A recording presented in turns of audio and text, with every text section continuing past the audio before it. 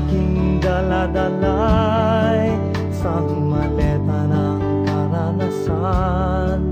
Bitbit ko sa aking balikat ang binuno sa ibang bayan. Hawak ko sa aking kamay ang pag-asang inaasam. Sana'y magpatuloy ng pangarap ng magandang kinabukasan. Bayan ko, ako'y pauwi na. Ako'y sabik na ika'y makasama.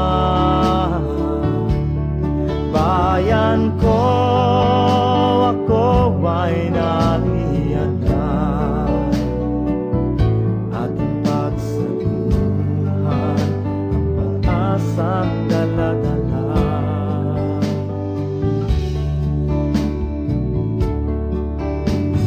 Ako'y pauwi na sa aming tahanan, sa mahal kong asawa't mga anak at kaibigan. Ako'y nananabik na kayo ay mahagan, pagkat tunay ang pag-uwi nila dito sa ibang bayan.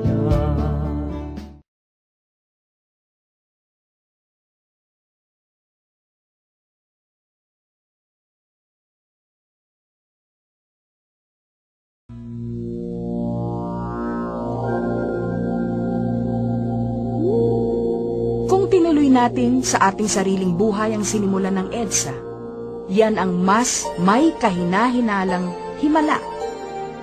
Di bale, sa ating kasaysayan, ang EDSA ay isang tinupad na panalangin.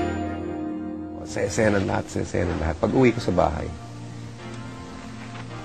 automatic pag ganun ko ng piano, I had a song in mind eh.